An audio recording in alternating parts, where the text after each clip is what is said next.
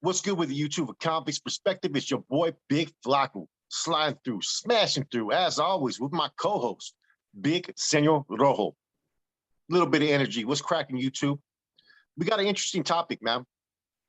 As we all know, we've done discussions about Mexican Mafia, and we've always kind of found it interesting that they've never really had a chain of command or a hierarchy structure or an organizational bank. They've always gone by the whole system of, every carnal has a vote. They break down their territories and so forth, and they basically politic within how they establish their different regions and stuff like that, whether it be your neighborhood or you go to the feds. This article right here, though, covers everything very concisely. A lot of it is the stuff that you used to hear on Mundo Chronicles.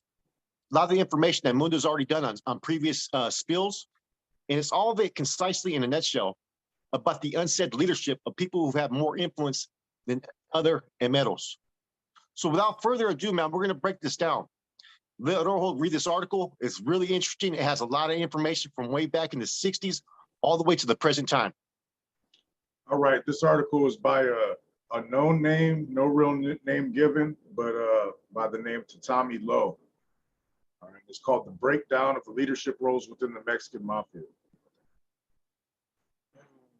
Let's see. As some of you have asked about the hierarchy within the Mexican Mafia after hearing an interview of a guy using titles like captain and lieutenant, I ended up writing a comment that was a long breakdown of how it works in the MA.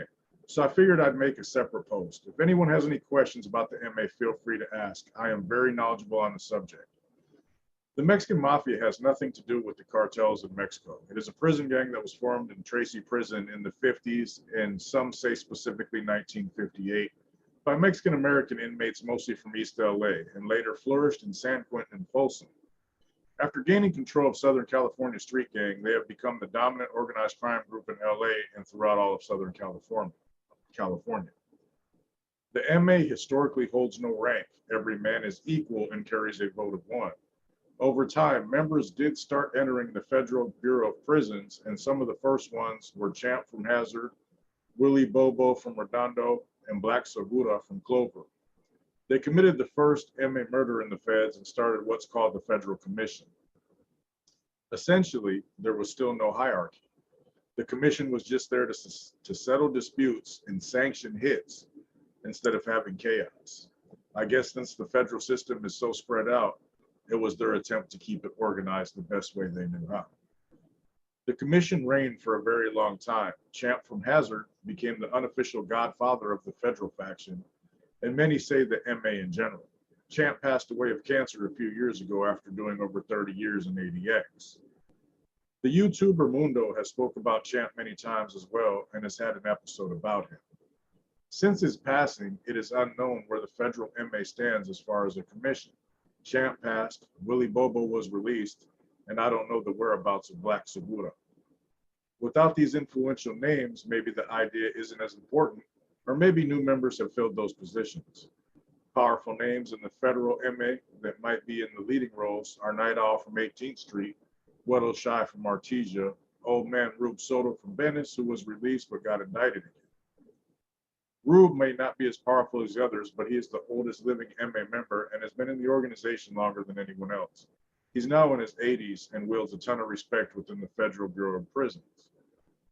Another member that was released from ADX in 2011 and then re-indicted shortly thereafter is Champ's protege, Cricket from Hazard. He might still be in the LAMDC, but I have to assume when he reaches ADX or another federal yard that he will assume a leadership role as well. He is extremely ruthless. The state MA is the old school and original MA. Although they're the same organization, the majority of the original high-ranking members were indicted in RICOs throughout the 90s and early 2000s and have been sent to the feds, which is a whole different system, and that is the only reason they are somewhat separate, but it is still the same organization. The state MA still has some older elder statesmen from the old days, but most of them are newer generations. In the federal system, most members are allowed to walk the mainline yards, so it was much easier to be recruited in the feds. In the California system, the members and their associates were all snatched up and put in the security housing units in Pelican Bay and Corcoran, among others, for indeterminate sentences. This made it much harder for the Sureños and other soldiers to join the ranks of the MA, and it became almost impossible. Not only did they require an institutional murder having to go to the SHU and develop relationship with members using their brains, personalities, and ruthlessness, it was much harder to get made in the state system, giving these members a little more respect than their friends that were made in the federal system. The state MA does not have any official hierarchy. Every member is equal and there is no commission. Members' power is from their control of different prisons and areas on the streets, which there is only so much. Because of this, different members began fighting for control of the 30 or so prisons in the state and the different areas on the streets of California. Historically, one member would run an entire prison, but another member's soldiers would challenge the other member's soldiers on the yard and wars would break out for control. This caused a lot of infighting for a long time. A group of powerful members began communicating and finding ways to fix this problem, coming up with something called the MAFIA system, where multiple members shared each prison. The members in Pelican Bay were extremely isolated, which made it almost impossible to communicate. So before the MAFIA system, members in the Corcoran SHU had a much easier time communicating and were able to take charge of many prisons. The original member that did this was Artie Guzman from the King Cobras. The members in Pelican Bay became angry that he was taking so much of the pie and not sharing, so they put him on the hit list and he dropped out soon thereafter. Another member in Corcoran, Turi, Estrada, and Cucamonga, and Estrada from, let me start that over. Another member in Corcoran, Turi, Estrada from Cucamonga filled that position left open from Artie and took over the rackets he formerly had leading to the same problem. They put Turi on the hit list and he was put into protective custody. After this, the MAFIA system came into play, so the members in Pelican Bay can get their piece of the pie as well. One of these members was Weddle Sherm from Shelltown in San Diego. He was a professional politicker and began communicating with everyone in the organization, coming up with ways to split it all up so everyone could get a piece. This gave Weddle Sherm a high level of respect, power, and influence, even though there was no formal hierarchy. Sherm was kind of seen as an unofficial leader at this time in Pelican Bay. People might know him from the Gangland episode where he gave himself permission to talk to the cameras. He has Mafia tattooed on his stomach. Other members began to politic against Sherm behind his back for doing too much, trying to act as a leader, talking to the police and cameras on Gangland. He was eventually indicted in a RICO and sent to the feds, where he had more problems with the members there, losing most of his power. He is currently held on SAM status in ADX and is rumored to be on disregard in the organization, holding no real power. Again, there is no official hierarchy in La MA, but due to human nature, people with more power and influence become unofficial leaders in certain ways. This is things me and Flacco have talked about both with them as well as in the NM. There are elders that are more experienced that are looked up to for the final word on things. When there are disputes between members, the one with the stronger allies and more soldiers behind him is always going to win. At one point, the famous rat boxer Enriquez, I'm just reading what's said, y'all, held a lot of power because he was allied with MA heavyweights Topo Peters, Chewy from B&E, and Black Dan from White Fence. Most of his allies were sent to the feds in the 90s or passed away, leaving him vulnerable to rival factions that had become more powerful. This caused him to drop out of the organization. Sometime I think in 2015, everything changed. Members from the 4 major prison gangs, MA, Aryan Brotherhood, New Western Familia, and the Black Guerrilla family, being held in the Pelican Bay and Corcoran SHU units, got together and formed an alliance holding a hunger strike as a way to fight the inhumane conditions of indeterminate SHU sentences and gain political attention. They also came up with a peace agreement called the End of Hostilities between each other as another way to get out of the SHU. Peace agreement. Excuse me? I said peace agreement. Yeah. They eventually won this fight and were released back into general populations with other inmates. Obviously, this changed the game, allowing them direct communications with their underlings, aka foot soldiers, and the ability to use cell phones to communicate with their street crews, giving them the ability to wield much more power on the California streets.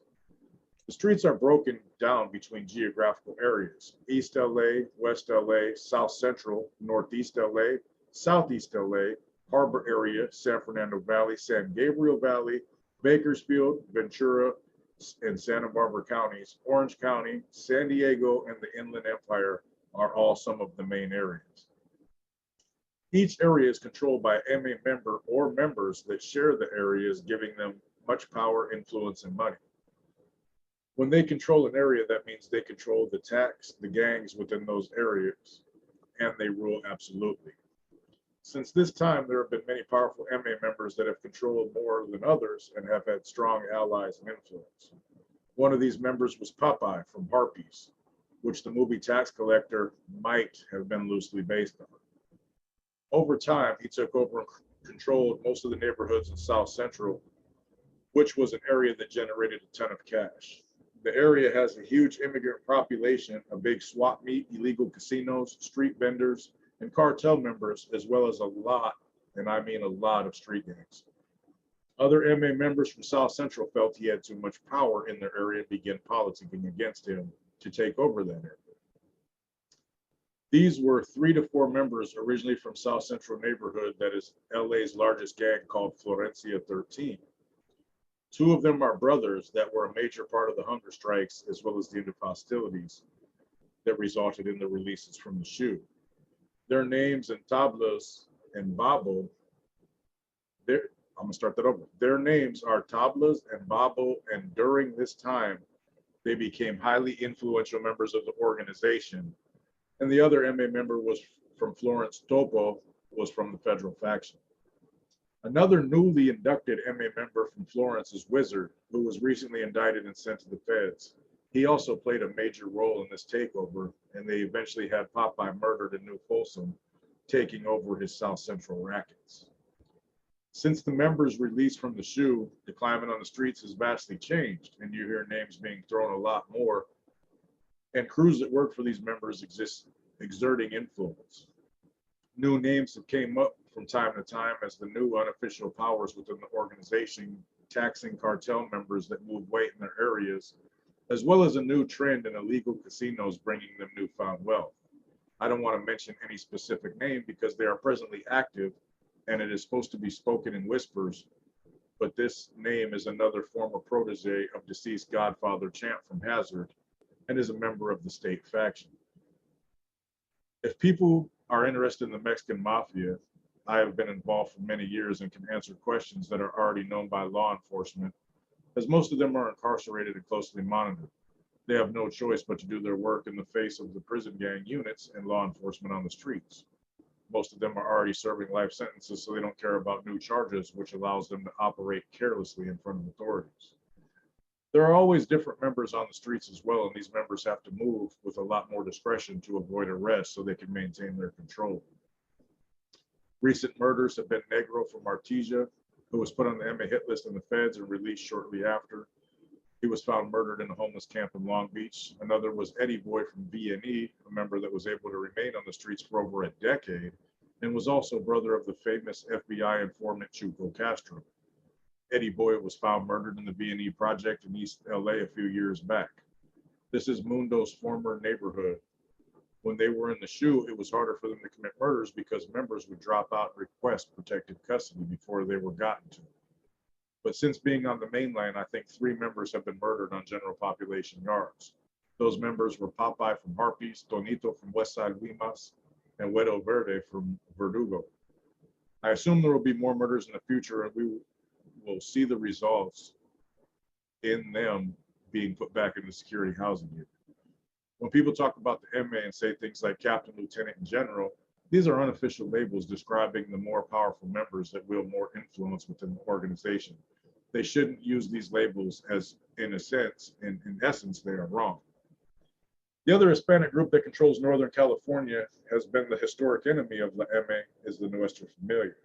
They have a very specific hierarchy within their organization that is very much military-like.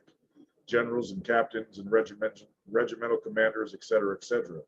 Their organization is very organized, and although this has avoided some infighting, it has led to many instances of corruption where generals pillage the organization over and over.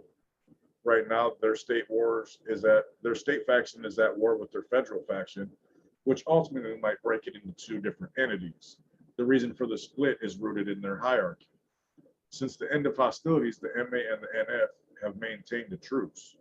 Members that have a major hand in this truce were MA member Chato Sandoval from Maravilla and NF member Chuco Guillen from San Jose, who is the current leader of the Nuestra Familia state faction.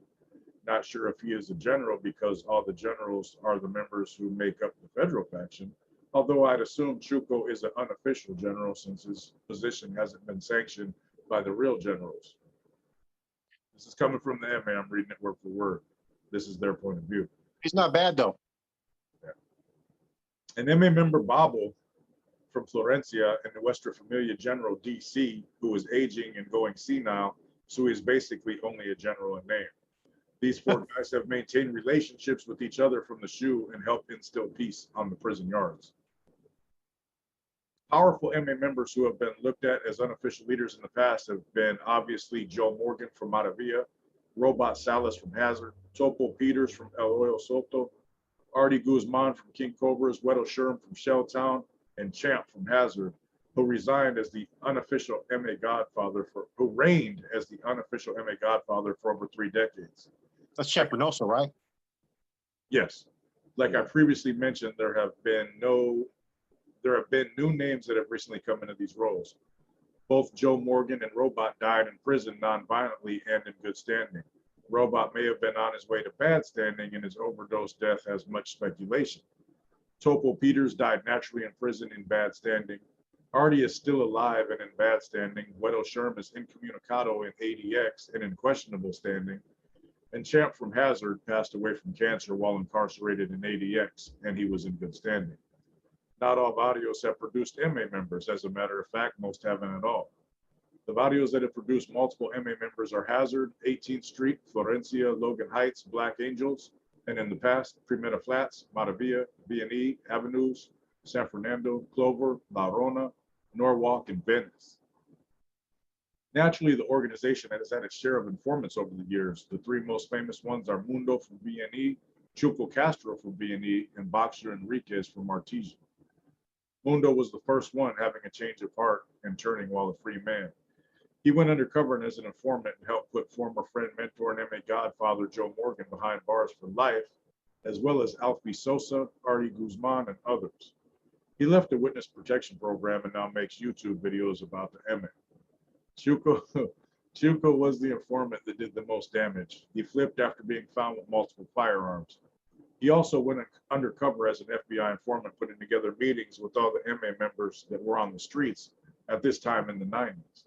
In these meetings, there was a hidden camera and microphone capturing them talking about murders, planning hits, and even inducting a new member.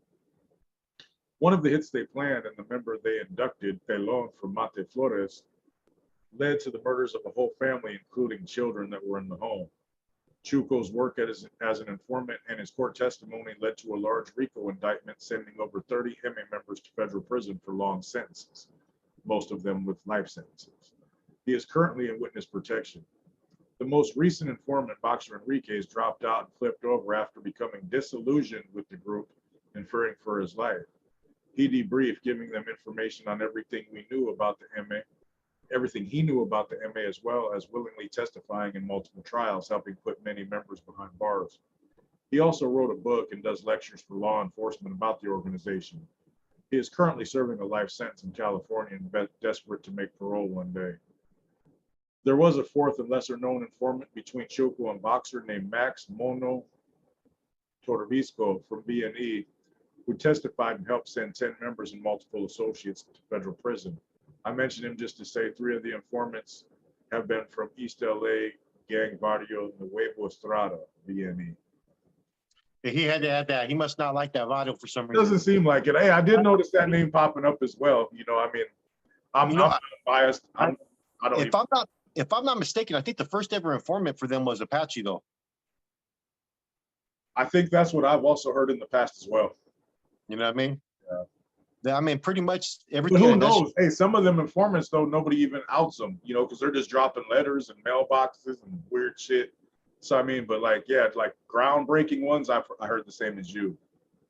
You know, this article is pretty good, man. It's pretty Yeah, it's pretty thorough. I seen how long it was. I didn't even want to read it at first, but as I read it, man, I was like, oh shit, this is all right. Yeah, he gave a pretty good account of you know, the thing with Artie from King Cobras. Yeah, That's pretty spot on, bro. I was there, bro. I think it was Artie from King Cobras. It was Daryl from Black Angels. They were kind of all in cahoots, man, but it was Artie that was pulling the strings of everything, man. And he's actually a friend of one of our friends too. yeah, I know. You know, so Yeah, maybe one day we'll be able to talk to him. That'd be crazy. you know, but the unsaid chain of command that they have, the unsaid hierarchy, they politic like crazy. It's crazy, their whole political system, bro. Like, it's like, you know, whoever has more soldiers, whoever has more support. And I thought it was in like their rules, bro, that they weren't supposed to politic against another brother. Everybody Right? I mean, has rules. Every rules gets bent. You know, it's just whether it comes back to bite you in the ass or not. you know, We both know that there's a lot of NF members who have bent the rules over the years that are still yeah. fine. There's some that are dead. I mean, you never know, bro. You know, the thing that's kind of interesting is they have a federal commission, you know, to meet out, you know, kind of settle any kind of dissension or issues, you know what I mean, across the board. I wonder, you see how they use the same term, state faction, federal faction? Yeah. You know, it's my understanding, man, that they've also had their little internal conflicts with each other over territories and stuff like that. You know what I mean? A lot of them vatos as well, bro. It's gonna happen.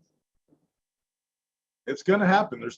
There's too many gangsters involved with a lot of pride and a lot of, you know, a lot of stuff on the line, a lot of money on the line, bro. You know what I noticed? You know what I noticed, Rojo? And I'm gonna let you elaborate on this, right?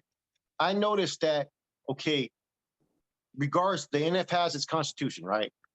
It's supposed to provide your due process. It's supposed to protect your rights as a familiano and to put the organization first and foremost. It's supposed to have a whole set procedure for every situation possible, every scenario, right?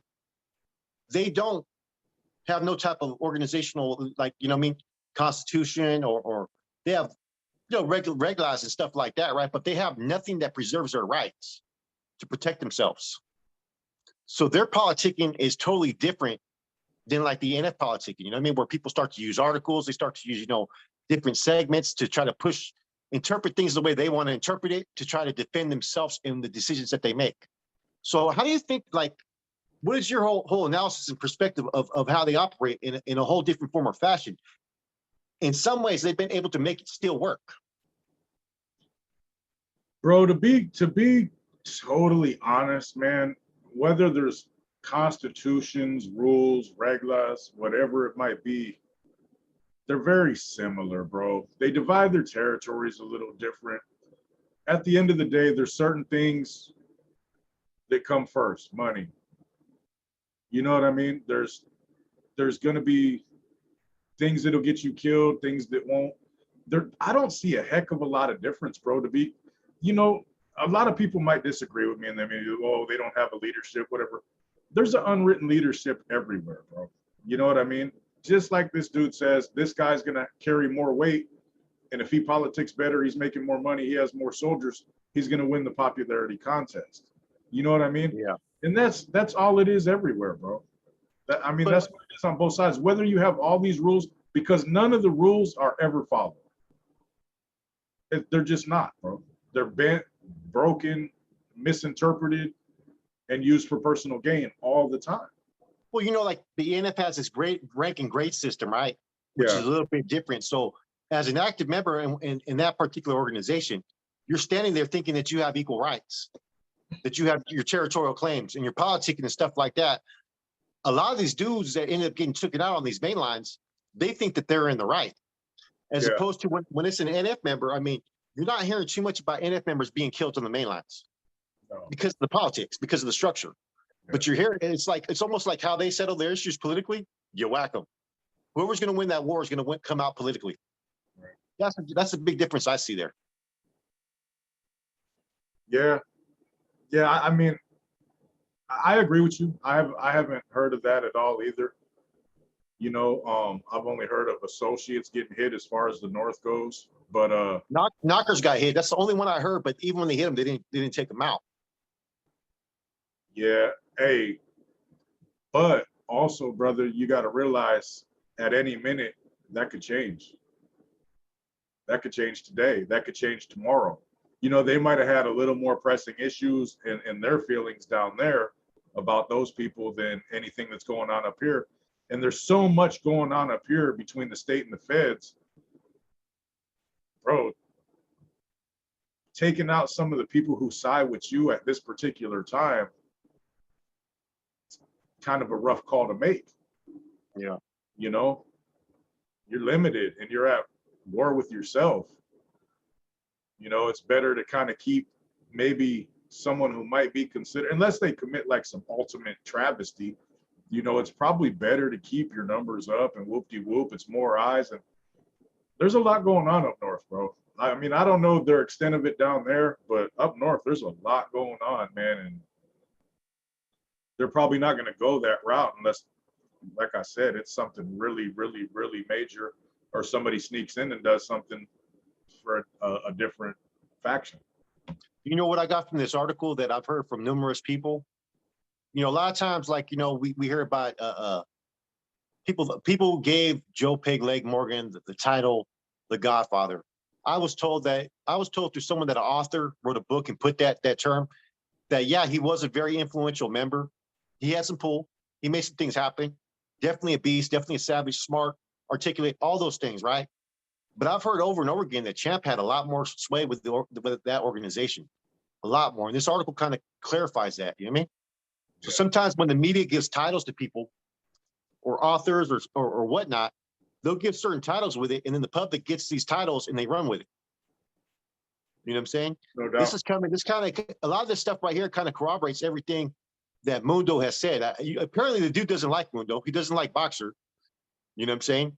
But he did recognize Mundo in a lot of his videos as being pretty accurate information. No doubt. Yeah, I mean, I really, like I said, bro, I mean, there's not, at the end of the day, I mean, there's little things here and there, you know, that obviously contrast one another depending on which group. But at the end of the day, the motivations and all that stuff, man, they're about the same. Oh, I agree. Money, power, respect, and keeping a clean house. You know, when they're both going the same direction. There might be, you know, different tires on the car, but they're both going the same way. I mean, that's how I see it. Yeah, this author's account, man, of the NF was pretty spot on too, as well, bro. He had a lot of good information, man. It almost sounds like it's being written by a cop when you know what I'm saying. But the information is so accurate. He knows so much details, and he claims in the writing that he was an MA associate. Yeah. You know, but the amount of information that he's able to relinquish in this article, man, and he steered away from anything that could implicate anybody. So that has to make me believe that he was actually involved. At first, I thought maybe this was an article that was written by a cop or something like that. I don't think so. I think he was actually an associate, whether he changed his life or he finds some interest in it, or maybe he's watching all Mundo's videos and he's rewriting everything. You know what I mean? I don't know. But it's a pretty damn accurate article. Yeah, it coincides with everything I've heard, read, been told, you know, rumors. It all coincides. I don't see nothing that stood out to me that, oh, really? I've never heard that before, you know? And a lot of assumptions that I've had as well. You know what I mean? Most definitely. But yeah, I mean, I found it interesting, you know, because people always wonder about the differences, you know, between the NF being so absolutely clear on expectations and regulations versus, you know, them gentlemen from down the way having a more, I don't even know the word for it, more freedom from It's almost like this, right? I'm read between the lines on here, right? It's almost like they recruit members, right? They get the support of all the brothers to vote them in, right? They go through a whole different recruiting process, right? But that they recruit members to gain political support. against maybe other people that they may have to politic against. You get what I'm saying? Yeah, that's Whether quite you're in possible. whether you're in Corcoran or you're up in the Bay or whatnot, you're pulling a member.